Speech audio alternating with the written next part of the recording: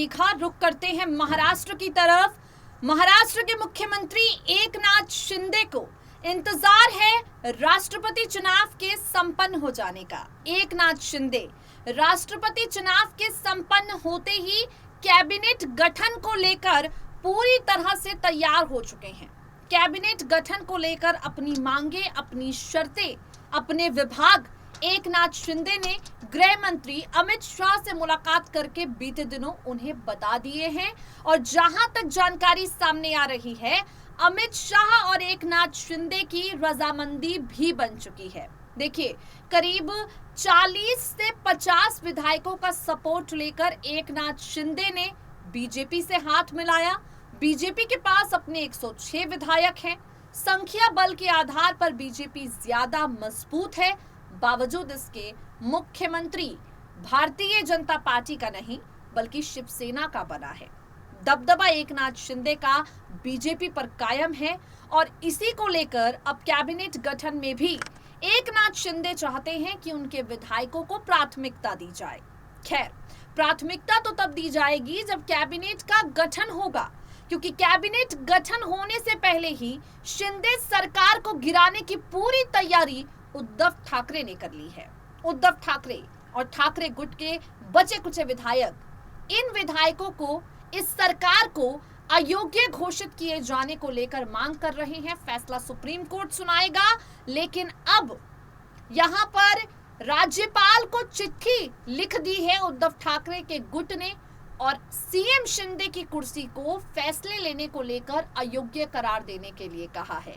किस तरह एकनाथ शिंदे के कैबिनेट को लेकर सपनों पर पानी उद्धव ठाकरे फेरने की तैयारी में है, क्या रणनीति उद्धव ठाकरे की तरफ से बनाई गई है, सुनिए जरा। महाराष्ट्र में जहां एक तरफ एकनाथ शिंदे देवेंद्र फडणवीस के साथ तालमेल बैठाकर सरकार को चलाने की कोशिशों में जुट गए हैं, वहीं दूसरी तरफ एक के बाद एक मुश्किलें खड़ी करने में शिवसेना लग चुकी है। जैसा कि आप सब जानते हैं, एकनाथ शिंदे सीएम बनने के बाद राज्य की देखरेख में जुटे हैं, महाराष्ट्र को नंबर 1 राज्य बनाने में जुटे हैं। वहां दूसरी तरफ उद्धव ठाकरे ने एकनाथ शिंदे के कैबिनेट गठन से पहले कैबिनेट गठन ना हो पाए, इसे लेकर पूरी रणनीति बनानी शुरू कर दी है। जो जानकारी सामने आई है, चलिए आपको बताते हैं। शिवसेना ने मंगलवार को महाराष्ट्र के राज्यपाल से एकनाथ शिंदे सरकार में किसी भी मंत्री को शपथ नहीं दिलाने का अनुरोध किया है और कहा है मुख्यमंत्री की नियुक्ति पर फैसले की वैधता भी सवालों के घेरे में है। शिवसेना की तरफ से राज्यपाल भगत सिंह कोश्यारी को पत्र लिखा गया है और इस पत्र में शिवसेना के महासचिव सुभाष देसाई कहते हैं 39 विधायकों की अयोग्यता से संबंधित मुद्दे भी सर्वोच्च न्यायालय के समक्ष लंबित हैं। मंत्रियों की नियुक्ति या उन व्यक्तियों को किसी भी लाभकारी पदों की पेशकश करना जिनके खिलाफ 10वीं अनुसूची के तहत अयोग्यता कार्यवाही लंबित है, अनुच्छेद 164 1B के साथ साथ अनुच्छेद 361B के भी खिलाफ है।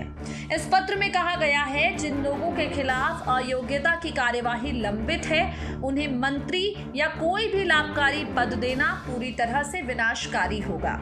शिवसेना का कहना है 39 विधायकों की अयोग्यता से संबंधित मुद्दे सुप्रीम कोर्ट के समक्ष विचाराधीन हैं। इसके अलावा एकनाथ शिंदे को मुख्यमंत्री के रूप में नियुक्त करने के फैसले की वैधता का सवाल भी सुप्रीम कोर्ट के समक्ष विचाराधीन है।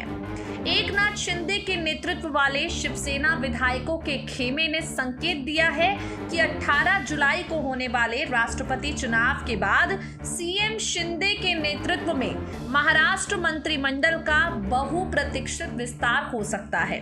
वर्तमान में एकनाथ शिंदे और देवेंद्र फडणवीस कैबिनेट के सदस्य हैं। इन दोनों ने 30 जून को शपथ ली थी।